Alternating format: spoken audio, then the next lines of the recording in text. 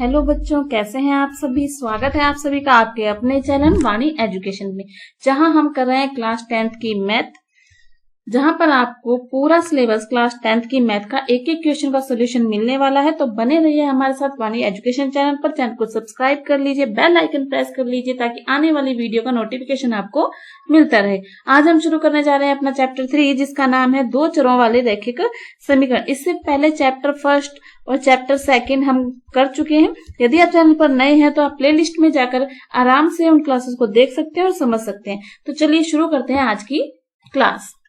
मैं रितु रानी आपके लिए लेकर आई हूं क्लास 10th की मैथ, जिसमें आज चैप्टर 3 दो चरों वाले रैखिक समीकरण। जब हम शुरू कर रहे हैं और दो चरों वाले रैखिक समीकरण के बारे में हम पढ़ रहे हैं, तो फिर सबसे पहले तो अपने को ये जो टेबल आपके सामने है ना, ये आपको अच्छे से आनी चाहिए। अगर ये टेबल आपके सामने आ गई या आपको समझ में आ गई तो सारे क्वेश्चंस आप आसानी से कर लेंगे। ठीक है, दो चर वाले रैखिक समीकरण है ना, वो इस प्रकार से होंगे। देखो, a1x plus b1y plus c, ये दो चर वाली रैखिक समीकरण है। इसमें एक x और एक y है। ठीक है, ये ऐसे मिलेगी आपको। दूसरी समीकरण होती है a2x plus b2y plus c1 और c2, है ना।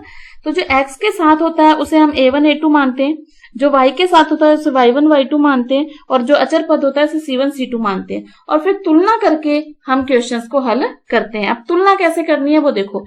देखो, ये रहा x माइनस 2y, तो यहाँ पे देखो इसके साथ कुछ नहीं है तो क्या है 1। तो a1 कितना हो गया 1, b1 कितना हो गया -2, क्या हो गया -2, और c1 यहाँ पर नहीं है तो वो क्या हो गया 0। बात समझ रहे हो। इसके अंदर देखो, ये क्या हो गया x के साथ वाला a2, ये क्या हो गया b2, और ये साथ में माइनस साथ में ही लेना है ना, ये क्या हो गया c2। तो इस तरह से a1 a2 b1 b2 c1 c2 निकालने हैं। ठीक है, तो यहाँ पर लिखा हुआ है a1 अपॉन में a2 कितना 1/3, b1 upon b2 -2/4, c1 upon c2 0 upon में -20। ठीक है, अब तुलना करेंगे। देखो, a1 अपॉन में a2 यदि बराबर नहीं हो b1 अपॉन में b2, अगर ये दोनों बराबर नहीं आए, है ना, तो क्या होता है, प्रतिच्छेद करती हुई रेखाएं, मतलब इस तरह का कहीं ना कहीं काटती हुई रेखाएं बनेंगी, जिसका केवल एक ही हल होगा, केवल एक ही हल होगा जहां पर वो काटेंगी। ठीक है, ये बात आपको याद रखनी है। दूसरा, फिर हमने वही तुलना की a1 upon a2 b1 upon b2 c1 upon c2। अगर आप ध्यान से देखो ना, 2 एकम 2 2 दूनी 4, सरल किया, 3 एकम 3 3 दूनी 6, माइनस माइनस 9 एकम 9 9 दूनी 18, ये तीनों बराबर है ना, a1 upon a2 b1 upon b2 c1 upon c2। जब ये बराबर होंगे तो रेखाएं संपाती होंगी। संपाती का मतलब होता है एक रेखा ऐसे बनेगी, दूसरी भी इसी के ऊपर ही कहीं बनेगी ऐसी। ठीक है ना, संपाती मतलब एक के ऊपर एक बनेंगी ये रेखाएं, और अपरिमित हल होंगे, मतलब इसके बहुत सारे हल होते हैं। जब एक के ऊपर एक ही तो सारे पॉइंट ही हल हो गए ना, एक के ऊपर एक के ऊपर एक, तो ये बहुत सारे बिंदु हैं जो एक दूसरे पर मिल रहे हैं, जहां दोनों रेखाएं मिलती है ना वो हल होते हैं। तो जब ये ऐसे काटेंगी तब तो ये एक बिंदु पर मिलने तो एक ही हल होगा। जब ये एक ही लाइन पे बनेंगी तो बहुत सारे बिंदु है ना जिसपे वो दोनों आपस में मिल रही हैं, तो अनेक हल होंगे। इसमें क्या होंगे, अनेक हल। यदि a1 अपॉन में a2 बराबर है b1 अपॉन में b2 के, लेकिन c1 अपॉन c2 बराबर नहीं है, तो समांतर रेखाएं बनेंगी और वो एक दूसरे को कहीं भी नहीं काटती हैं। हमें पता है समांतर रेखाएं कौन सी होती हैं, जो एक दूसरे को कहीं भी नहीं काटती हैं, तो इसका कोई भी हल नहीं होगा। ये संगत हल रहता है, जिसके आंसर निकलते हैं ये भी संगत होता है और ये असंगत होता है। ठीक है ना, ये भी प्रश्न पूछेगा कि संगत है या असंगत है, तो ये दोनों संगत की कंडीशन है और ये असंगत की कंडीशन है।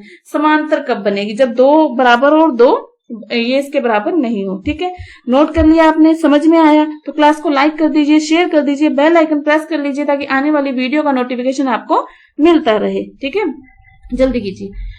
अब हम शुरू करने जा रहे हैं अपने प्रश्नावली 3.1, जिसका प्रश्न आपके सामने स्क्रीन पर आपको दिखाई दे रहा है। आपके पास बुक भी होगी तो आप वहां से भी प्रश्न को अच्छे से पढ़ सकते हैं। ठीक है, कॉपी पेन लेकर बैठिएगा ताकि आप नोट डाउन भी कर सकें, क्वेश्चन को समझ के उनके आंसर को किस प्रकार से लिखना है वो अच्छे से नोट डाउन कर सके। तो चलिए शुरू करते हैं क्लास।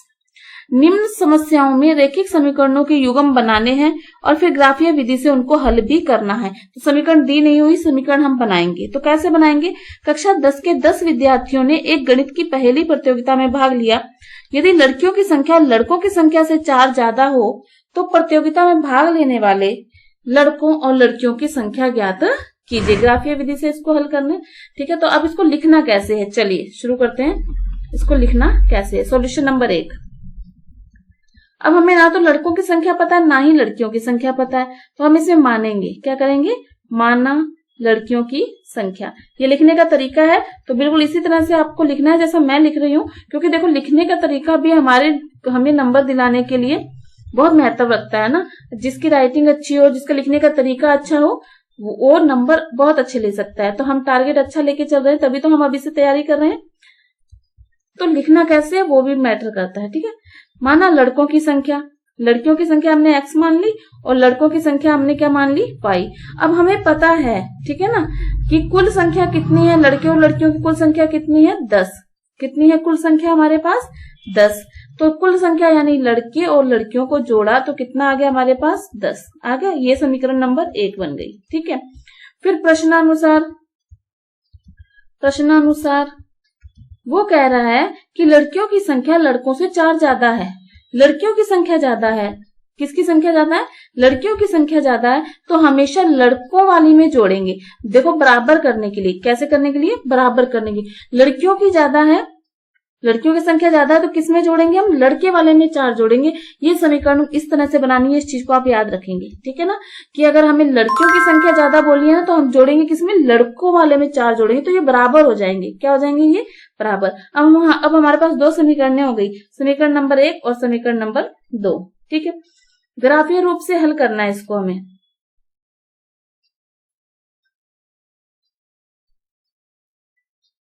ठीक है। तो समीकरण 1 में ऐसा करते हैं, देखो ग्राफीय रूप से हल करते हैं तो दोनों समीकरणों की टेबल बनेगी, x प्लस y बराबर 10। इसको हम ऐसे लिख सकते हैं, x बराबर 10 माइनस y, ठीक है। फिर हम अब इसकी टेबल बनाएंगे, x और y, 3 मान तो निकालने जरूरी है, कंपलसरी। अब इसके अंदर तो देखो x बराबर y प्लस 4 है ये हमारे पास, ठीक है। तो इसकी भी हम टेबल बनाएंगे, x और y। अब आपको करना क्या है, अब कैलकुलेशन कीजिए माइंड में। y की जगह मैंने 0 रखा, y की जगह मैंने क्या रखा, 0 रखा। 0 10 ज्यादा बड़ी, कुछ ऐसे लोग y की जगह 5 लिखा, y की जगह 5, तो 10 में से 5 गए 5, x का मान कितना आ जाएगा 5। y की जगह मैंने कितना लिखा 6, y की जगह मैंने कितना लिखा 6, तो 10 में से 6 गए कितना आ जाएगा 4। y की जगह मैंने 4 लिखा, तो 10 में से 4 गए तो कितना आ जाएगा 6। आसपास के मान आ गए, ठीक है। कोई भी मान लिख सकते हो आप, 1 लिख सकते हो, 2 y की जगह 1 लिखोगे तो x का मान 9 आ जाएगा, y की जगह 2 लिखोगे तो x का मान 8 आ जाएगा। तो इसमें कोई कंपल्सरी नहीं है कि जो मान मैंने लिए वही आप लें, y की जगह जो भी रखना है आप रख सकते हैं, ठीक है। लेकिन हम क्वेश्चन को इजी बनाने की कोशिश करते हैं, ठीक है। अब y की जगह मैं लूंगी 0, y की जगह क्या लूंगी मैं पहले 0, तो x का मान कितना आएगा 4। y की जगह मैं लिखूंगी 1, तो x का मान 5, y की जगह 2 लेंगे तो x का मान 6, ठीक है, डन। अब हम बनाएंगे इसका ग्राफ। क्या बनाएंगे हम इसका ग्राफ, ठीक है। ग्राफीय विधि से हल करना है, तो सबसे पहले तो हम ये y अक्ष, ये x अक्ष, ठीक है। यहाँ पर एक मिनट दोबारा से बनाते हैं। माइनस का कोई भी पॉइंट हमारे पास नहीं है ना, तो माइनस वाली लाइन को कम कर देंगे।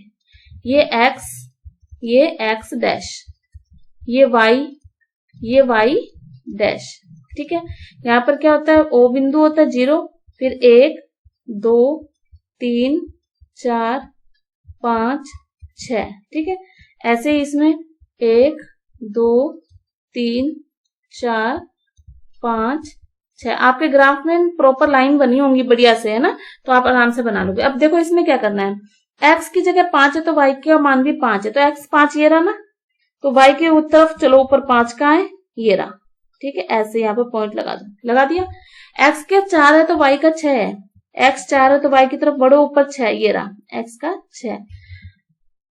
y का मान 4 है, सॉरी x का मान 6 है तो y का मान 4 है, तो ये ऐसे आएगा, ठीक है।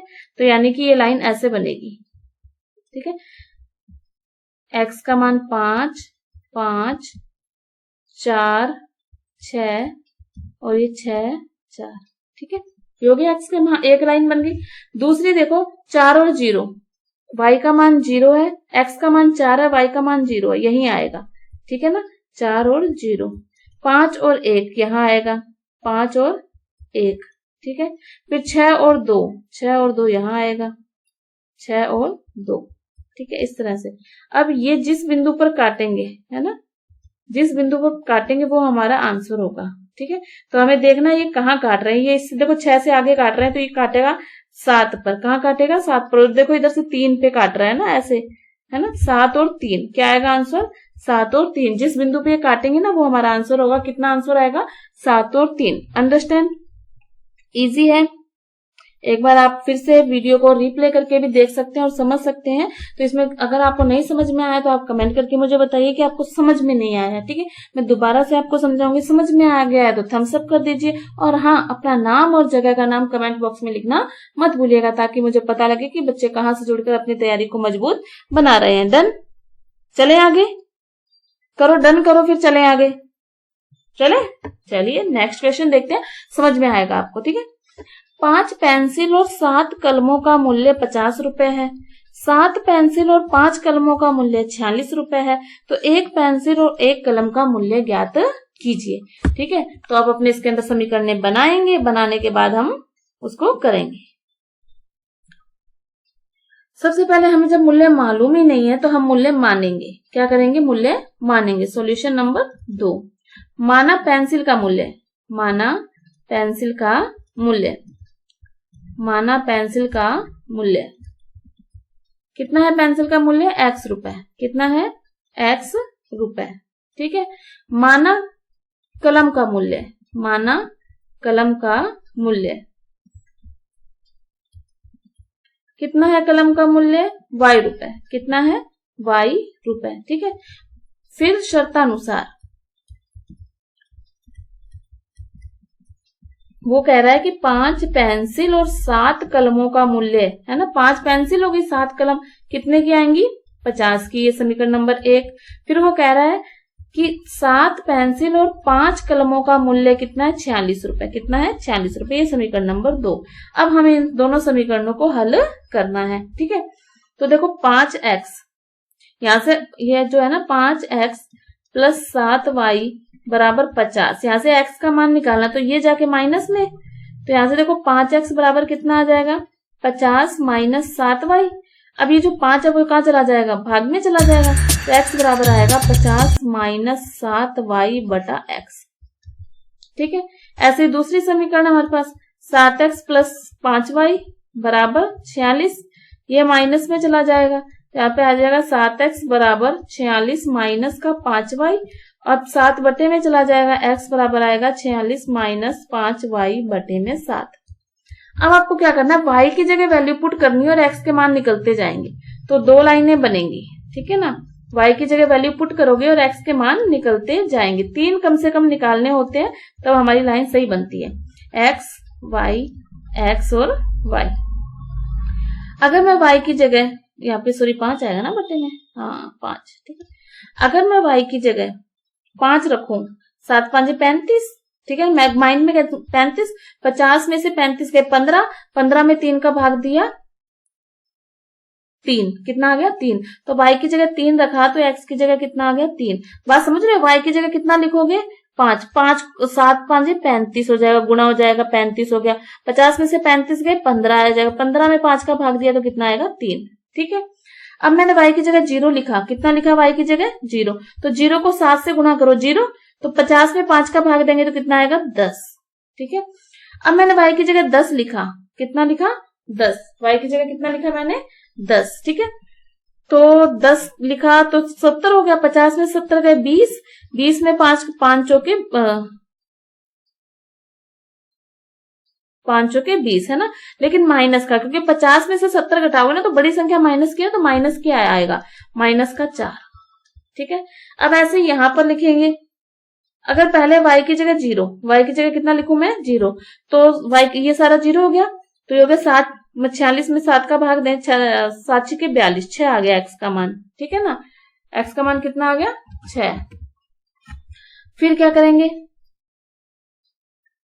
y की जगह लिखो माइनस का 2, y की जगह लिख के देखो माइनस का 2, तो 5 दूनी 10 हो जाएगा, माइनस माइनस प्लस हो जाएंगे। 46 में 10 जोड़े कितना हो जाएगा? 56, 7 8 56, तो 8 आ जाएगा। कितना आ जाएगा? 8। माइनस 2 रखने पर कितना आ जाएगा? 8 आ जाएगा, ठीक है। अगर मैं x की जगह 12 रखूं, 12 5 60, तो 60 में से 46 गए तो कितना आ जाएगा? 14, 14 का भाग दे देंगे तो 2 आएगा, माइनस का 2, ठीक है, इस तरह आप कोई भी मान रख सकते हैं, जो मान मैंने रखे हैं वही रखने हैं, ये जरूरी नहीं है। समझ गए। अब हम इसके क्या बनाएंगे, ग्राफ। तो आप ग्राफ बनाना बहुत इजी है। देखो माइनस में भी लेने पड़ेंगे, y का मान माइनस में तो थोड़ा है, x में भी कमी है ना। तो इस तरह से आप ग्राफ बनाएंगे। मैं थोड़ा टेम्परेरी बनाऊंगी, -1 -2, ठीक है, x की जगह और बढ़ानी पड़ेगी, -3 और -4। यहाँ पर 1 2 3 4 5 6 7 8 9 10, इस तरह से आप मान रखेंगे और फिर ग्राफ बनाएंगे। बना लेंगे आप ग्राफ। ये ग्राफ आपसे बना या नहीं बना तो आप मुझे कमेंट में करके बताएंगे कि ये ग्राफ आप बना पाए या नहीं। अगर नहीं बना पाए तो मुझे बताएंगे, तो फिर मैं इसका ग्राफ आपके लिए लेके आऊंगी। समझ रहे हैं, कोई दिक्कत नहीं है। ठीक है, मैं ले आऊंगी यह ग्राफ आपके लिए। अब हम चलते हैं अगले क्वेश्चन पर। ठीक है, ये दोनों क्वेश्चन आपको समझाने के लिए थे कि ग्राफ से क्वेश्चन, ग्राफिक जो विधि से किस प्रकार से हल होते हैं। अब हमारे चलेंगे मेन क्वेश्चन, जो कि अभी हमने टेबल की थी उसके ऊपर आधारित है। ठीक है, तो चलिए सेकंड क्वेश्चन देखते हैं, और बहुत अच्छा क्वेश्चन है और इम्पोर्टेंट क्वेश्चन है। इस तरह के क्वेश्चन एग्जाम्स में देखने को मिलते हैं। अभी का जो 2026 में बोर्ड पेपर हुआ है ना, तो वो यही क्वेश्चन मिलेंगे। अगर आप बोर्ड पेपर को इस बार के देखोगे ना और मेरी क्लासेस को देखोगे, जिसमें मैंने आपको फॉर्मूला सीरीज कराई है, इंपॉर्टेंट क्वेश्चन सीरीज करवाई है, उसमें से बोर्ड पेपर में 100% सेम टू सेम हूबहू क्वेश्चन छपे हैं। एक बार आप देखिएगा जरूर, है ना। तो जो क्वेश्चन मैं इंपॉर्टेंट बताती हूँ उसको इंपॉर्टेंट लगाना मत भूलिएगा। और हाँ, अभी तक आपने नाम नहीं लिखा है, लिखिए। आप अपना नाम और जगह का नाम कमेंट बॉक्स में लिखिए, ताकि मुझे पता लगे कि बच्चे कहाँ से जुड़कर अपनी तैयारी को मजबूत बना रहे हैं। ठीक है, तुलना करके बताना है कि रेखाएं बिंदु पर प्रतिच्छेद करती हैं, या समांतर होंगी या संपाती होंगी। ठीक है, अभी हमने किया था। तो यहाँ पर देखो A1 में A2 कितना है, 5/7 पहले प्रश्न में, है ना। B1 में B2 कितना है, -4/6। C1 में C2 कितना है, 8/-9। ठीक है, अगर हम इसमें देखेंगे ना, A1 में A2 बराबर नहीं है B1 में B2 के। जब ये दोनों बराबर नहीं होती हैं तो क्या होती है, प्रतिच्छेद। तो रेखाएं क्या करती हैं, प्रतिच्छेद। बस यही तो उसने हमसे पूछा है, रेखाएं क्या करती हैं, प्रतिच्छेद करती हैं। ठीक है, नेक्स्ट देखिए सेकंड में क्या है, A1 में A2, B1 में B2, C1 में C2। ठीक है, 9 एकम 9, 9 दूनी 18, 1/2, 3 एकम 3, 3 दूनी 6, 1/2, ये भी 1/2। तो ये हमारे कौन सी कंडीशन बन गई, देखो A1 में A2 बराबर B1 में B2 बराबर C1 में C2। ठीक है, तो ये कौन सी हो गई, ये संपाती। कौन सी हो गई, संपाती वाली कंडीशन है। कौन सी कंडीशन है ये, संपाती रेखाएं हैं। समझ गए। अब देखो इसमें A1 में A2, B1 में B2, C1 में C2। तो 2 एकम 2, 2 तिया 6, माइनस से माइनस। तो ये देखो A1 में A2 बराबर है B1 में B2 के, लेकिन C1 में C2 बराबर नहीं है। ये नहीं है ना तीसरे में, है ना। तो ये हमारी जो है, ये है समांतर की कंडीशन। ये किसकी कंडीशन है, समांतर की कंडीशन। तो देखो मैंने तीनों कंडीशन आपको बता दी। ये वाली प्रतिच्छेद की होती है, ये समांतर की होती है, और ये संपाती की होती है। ठीक है, ये कंडीशंस आपको माइंड में याद रखनी है कि कौन सी किस प्रकार की कंडीशन होती है। डन। तो ये हमारे कुछ क्वेश्चन थे। इस टेबल को आप अच्छे से याद कर लेना, क्योंकि टेबल के बिना आप आगे नहीं जा सकते। इस टेबल को भूल के हम क्वेश्चंस को नहीं समझ सकते। और अगर आप ये चाहें ना कि हम बाद में क्वेश्चंस को समझ लेंगे, हमारे पास बहुत टाइम पड़ा, तो ऐसा बिल्कुल भी नहीं है। बोर्ड एग्जाम जल्दी होते हैं और हमें रिवीजन भी करना होता है। तो मेरे साथ साथ आप रिवीजन भी करेंगे तो सिलेबस को साथ साथ समझ के चलना है। डन। तो चैनल पर नए हैं तो चैनल को सब्सक्राइब जरूर कर लीजिएगा, क्लास को लाइक कर दीजिए, बेल आइकन प्रेस कर लीजिए, ताकि आने वाली वीडियो का नोटिफिकेशन आपको मिलता रहे। मिलते हैं नेक्स्ट क्लास में, तब तक पढ़ते रहिए, खुश रहिए। धन्यवाद।